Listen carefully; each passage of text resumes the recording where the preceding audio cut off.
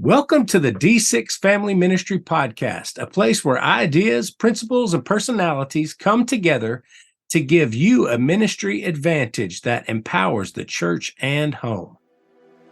I don't know anything more important in our society or in the kingdom of God than to help the church, help the family.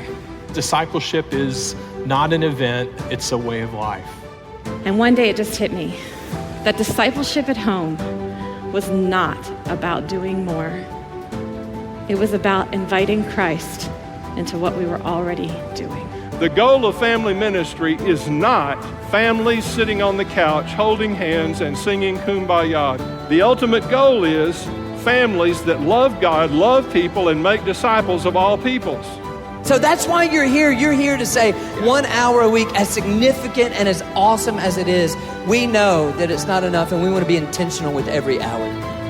You're listening to the D6 Podcast. Here are your hosts, Marianne Howard, Ron Hunter, and Josh Wooten. We've got one of our friends here today for today's interview, Mr. Brad Rhoads. We've heard from him before. He's a regular here on our podcast. And one of the interesting things about him is he is good at tennis. And when I was thinking about that tennis mention, my brain moved to pickleball. And it's kind of taking off. And so I just wanted to know, is pickleball become what's it like in Nashville? What's it like in your community? Is it taking off like it's taking off here in DFW? What is pickleball? Do you even know that term? Well, we are Tennessee. But okay. Yes, see, bad dad joke there. Somebody needs to enter the no. But pickleball is huge in Nashville, in our community right now. We actually have a pickleball life group at our church, and they have single-handedly converted an old basketball court on our property to now an outdoor pickleball court with fixed nets and everything, and they meet in the gym on Friday nights for those that need a little indoor action. So we have pickleball 3 nights a week at our church. It is huge. Wow. And it's everywhere now. What about you guys in Texas? Oh, everything's bigger in Texas. Yes, we have this restaurant concept, and our family's excited to maybe do it over the summer. But it's called Chicken and Pickle, and you have to reserve a table, but you eat dinner and you take a group with you and you play pickleball while you eat dinner. It's called Chicken and Pickle. You'll have to Google it so you can see what it's all about. But it's a pretty cool concept, kind of like Topgolf, where you can go eat and play Topgolf. So it's kind of like that, but it's called Chicken and Pickle, and you play pickleball. I need to do a Nashville version called Hot Chicken and Pickle. Yes, there we go. I may have just given away $1 million restaurateur idea to somebody here in Nashville. You sure did. Well, I'm excited about our guest today, Brad Rhoads. He always challenges us to get focused on our marriage, and not just marriage in general, but grace-centered marriage. And he brings some practical tools to the conversation and just making sure that we're being intentional in our marriage. I just love that D6 covers everything, family ministry, children's ministry, alignment with pastors, and that this episode is about marriage. That is important. It is a very important part of health in ministry leadership, and just even as a believer in Jesus, that your marriage is gospel-centered and filled with grace and forgiveness. And so let's give Brad a listen, and then let's talk on the other side.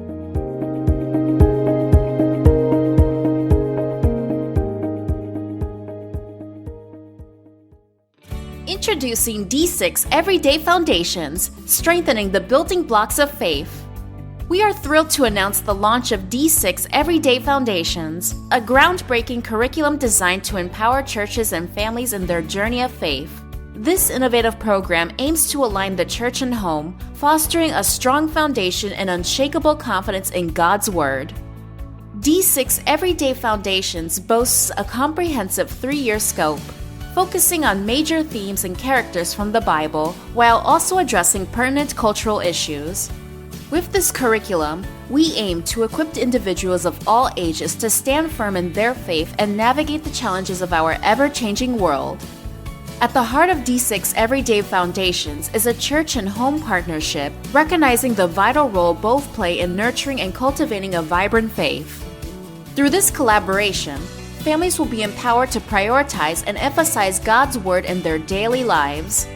Together, let's lay the foundation for a generation grounded in truth and empowered to impact the world around them. Let's hold the building blocks of faith firmly in place. To order D6 Everyday Foundations and embark on this exciting journey of faith, visit d6family.com today.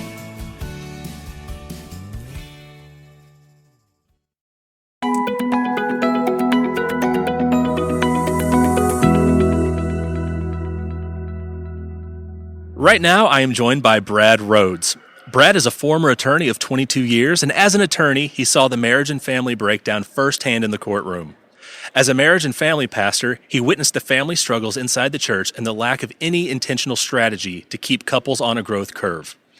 Brad and his wife Marilyn founded Grace Marriage as a solution to help churches implement an effective and ongoing pathway of discipleship for married couples. Brad, thanks for coming back and joining us again. Hey, thanks for having me. Now, something we have not talked about before, but from what I understand, you are a former tennis star. Is that Wimbledon champion? Is that... Everything's accurate about that except the word star. Okay. If you pull the word star out, it's accurate. But at Furman, you played tennis and played tennis at Furman. Did pretty well for yourself. You may not say this, but I have seen the records and things online. It's all relative. So so we're going to talk today about what we can learn from tennis about marriage. I don't know. I mean, other than the word love, I'm not sure where we would cross over with that. But we are talking about, you've got a new book that has just released. Can you tell us a little bit about this book? Like, this is pretty cool. I know you've just seen the advanced copies of it. Yeah, it's called The Grace Marriage, and it's about really how you build your entire marriage on a foundation of grace and forgiveness. Like your entire marriage is like putting the forgiveness and grace of Jesus Christ on display. So what's it look like to have an atmosphere that's light, that's fun, that's positive, that really when people come into your home and see your marriage, they really just experience the grace of God and are drawn to it. Well, you said something in the book that I want to bring up because I thought this was very honest, and I think it's something that people need to talk about. You mentioned that after you got married, the honeymoon was over before the honeymoon was even over, and you both found yourselves disillusioned and disappointed. That seems to be the norm more than the exception today, even though people don't want to talk about it. Why does that happen so quickly for couples? Well, that was actually my wife's quote. But what happens is there's several factors. One, people expect marriage to accomplish what it can't accomplish. Only Jesus Christ satisfies. So you date, you have this wonderful experience, you found somebody you're crazy about, you have a ton of fun, life's going to be better, you get married and it's not. So that's part of it. Part of it is that marriage is, if you ask something to deliver something it can't deliver, it's going to fail. That's part of it. And then two, we have a lack of really intentional growth mentality in marriage. You get married and you're just married. There's a lot of pursuit in dating. There's a lot of creativity in dating oftentimes. But when you're married, just kind of settle into parallel paths. And if you take an intentional approach, we're going to have a great marriage. We're going to enjoy one another. We're going to have fun. We're going to grow in physical intimacy. We're going to grow in, and we're really intentional together about moving toward a more and more beautiful vision. It doesn't have to be that way. But we did what most couples do. You date, you get married, and you're married. Then you just find this norm you can tolerate. And that's just, it doesn't draw people to the gospel. Husband, wife, Christ, the church. It actually, marriage becomes a barrier to the gospel as opposed to a platform which it was intended to be. That's very interesting. Do you notice a difference between Christian couples and non-Christian couples kind of like right after they get married, or do they both seem to kind of fall into that same rut? Now, my belief is that Christian couples tend to stay married longer or tend to make it all the way through. But unfortunately, Romans says don't be conformed to the patterns of the world. But I see Christian couples are as dominated, as busy, as distracted, and they fail to invest in their marriage just as much as non-Christian couples. When the reality is, marriage is your most important horizontal institution that God created. So the problem is, if marriage is going to be held in honor among all, Hebrews 13:4, we need to live out marriage in the way that says, wow, that is really cool. I mean, they see affection, they see grace, they see love, they see fun, they see laughter, and they say, wow, that is amazing.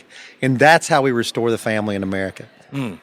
Well, I want to bring up social media for a second. Social media has led to a lot of disillusionment for couples.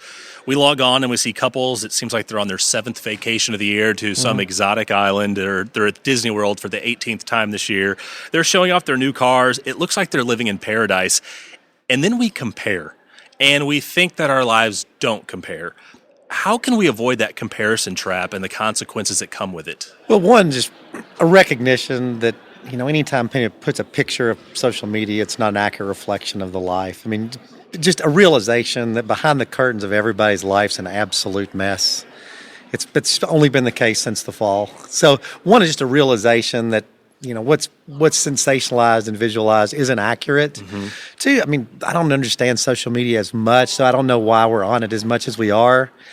We've kind of evolved into, like, we want to put our life out there. And I guess I don't know if that's good or bad, but I just think, Scripture says they compare themselves to themselves. Just don't compare yourselves to others. I mean, there's a lot of things you're better at than them. There's a lot of things you're worse at than them. You're created with different gifts, different weaknesses, different strengths. And if you compare your weaknesses to their strengths, you'll be all down. If you compare your strengths to their weaknesses, you'll be all prideful. But either way, you lose.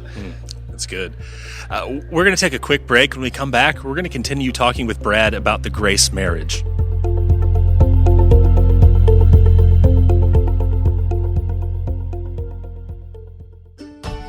Did you know that because of D6 Heroes, Randall House and D6 Family are able to equip families far and wide in the area of generational discipleship? Due to the financial gifts of both individuals and churches, D6 curriculum has been translated into multiple languages and distributed across the globe, including restricted access countries for use in the underground church. In short, because of the financial gifts of individuals like you, moms and dads all over the world can pass their faith to the next generation of believers. Would you consider becoming a D6 hero? A D6 hero is an individual who invests their financial resources in the ministry of Randall House and D6 Family to ensure that believers can transfer their faith through the church and home. Please visit d6hero.com to join the ranks of our heroes and to explore other areas where your financial investment can have an impact.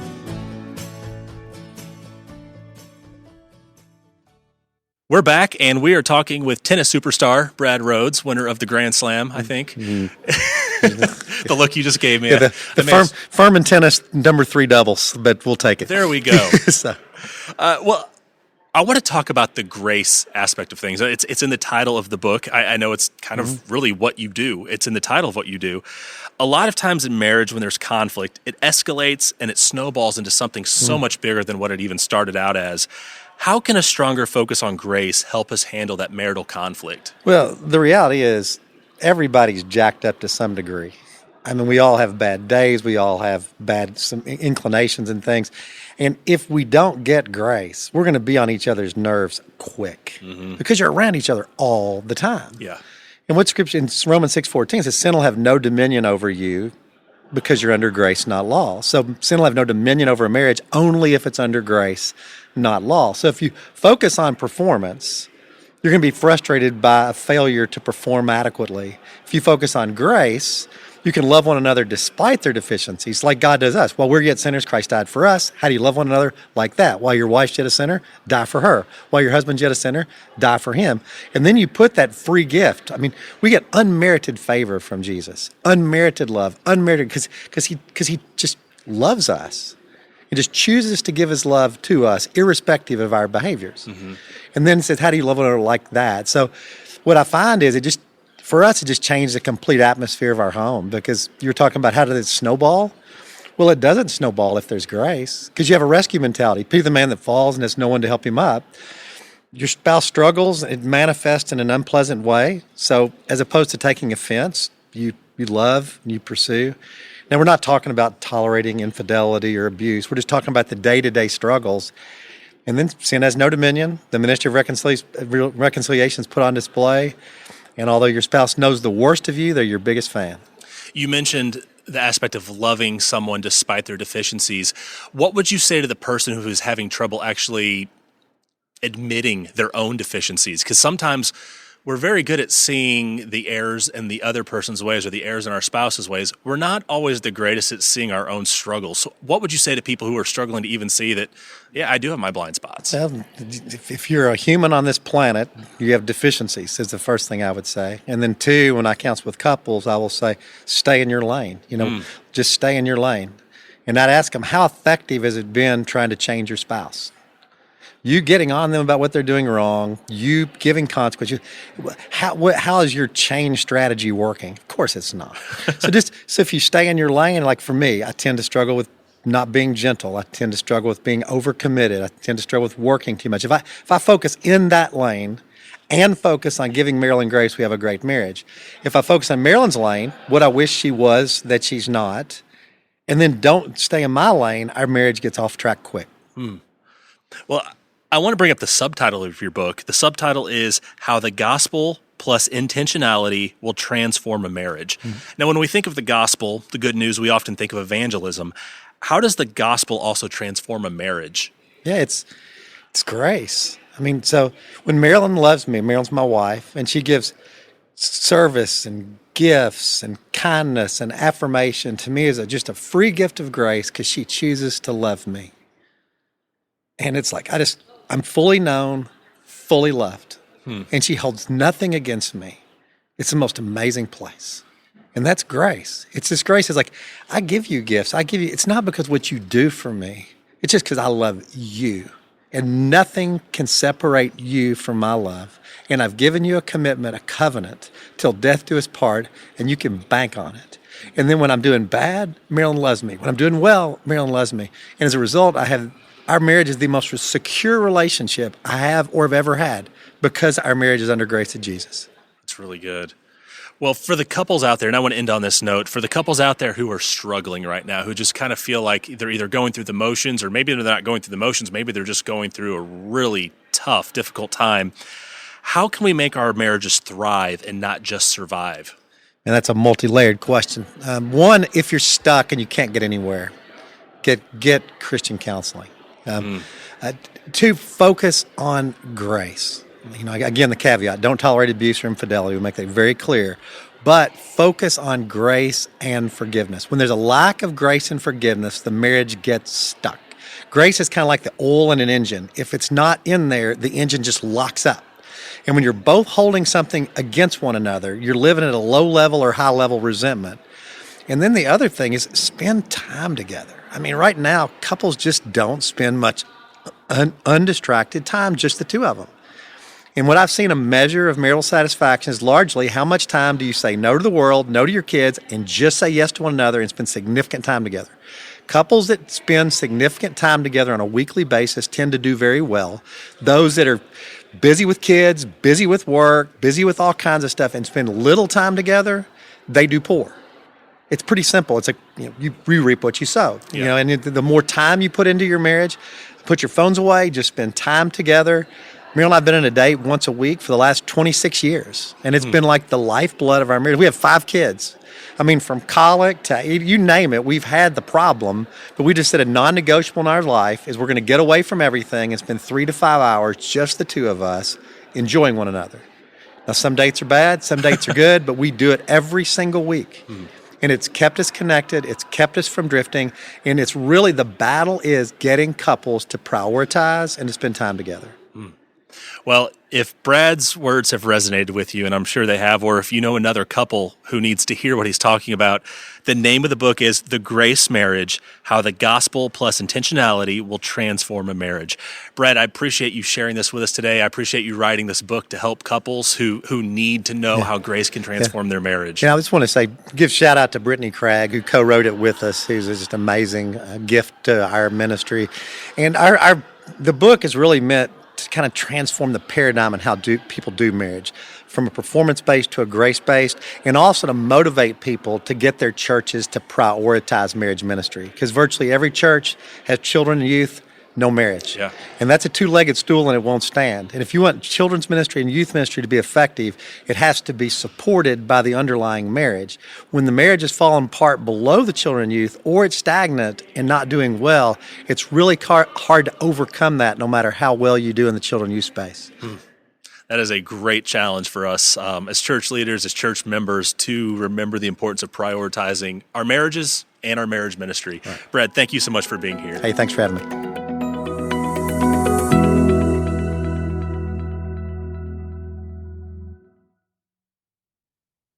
I love how he emphasizes building your entire marriage on grace. I've been to it's a counseling service here in town for kids, but there is a great reminder for parents and husband and wives as they walk into this counseling service. It is one of their mottos, and it's painted on the door frames. Speaking of D6, It says, "Let grace be my first response." Wow. And, I think within our marriages, so often we say we believe the best in each other, but often what happens in the halls trumps what hangs on the wall, so to speak. Yeah. And I think that we need to be practicing grace and be all about that grace, You know what I'm That's saying? right. That's right. I really was challenged with stay in your lane. Oh man. I just was convicted by that. Just it's so easy that's just what the enemy wants, is for us to look at what everybody else is not doing and totally not look at our own selves. And I have plenty to work on, but I'll tell you, sometimes I can just get that list and get so zoned in on what Chad isn't doing and where he's failing and and scrutinize him. And it's not fair, or right? And so I just appreciate the reminder from Brad that I need to stay in my lane. You mentioned off the air something that you and Lena do to help each other navigate the lane, because it's not like we want to neglect when there's issues or when there's something that needs to be talked about. And so you've got to stay in your lane, but you've also got to be open to communication when the marriage is in a season of, disconnect. So what do you and Lena do in that? Well, you've got to be able to share the spousal highway of life, so to speak. The life as a highway, spousal. If you don't have these little checkups, we like to call them, you will develop, internal spousal road rage, to keep that illustration going. Yes. It's like when you drive and you're so concentrated on what everybody else is doing wrong, and you realize, oh, I've left my blinker on for a half a mile, and that's why everybody around me is driving the way that they're around me. This is on me. And so Lena and I have developed this rhythm that every 3 to 6 months, we will sit down and I will ask the question, hey, where am I winning in our marriage? How am I loving you well? And where do I need to improve? Where am I dropping the ball? How can I love you better? What needs do you have that are not being met from me? Because I have found it's a lot easier for me to ask for that input than it is for me to not, and it fester underneath the surface. And then all of a sudden it comes out. I'm like, I had no idea I was even doing this, but when we both sit down to go, okay, this is a designed, planned meeting for us to sit down and go, where do we need to tweak the car, so to speak? It's like maintenance.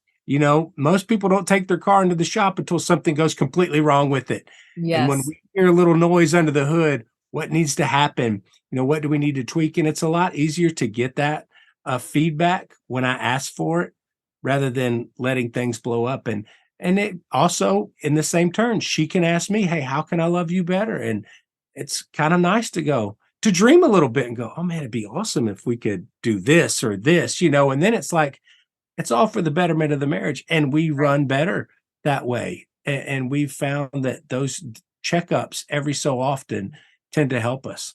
That's powerful. And I think the only way that it is possible for us to live out these principles of what it means to have a marriage based on grace and forgiveness, and even just exactly what you're saying, is humility.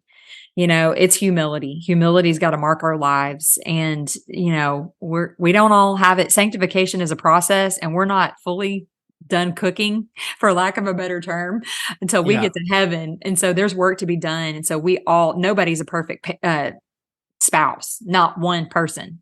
And so we've got to be willing to look in our own lane, in our own heart, and make sure that we're being givers of grace and forgiveness and mercy to our spouse when they are failing, or when they are, distant, or when they misstep. We've got to be generous with our grace, and marked by humility.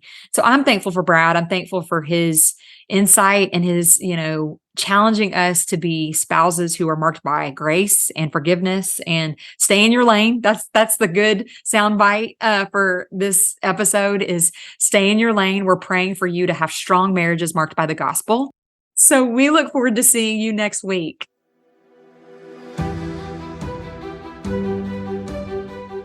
You've been listening to the D6 Podcast. You can learn more about D6 at d6family.com.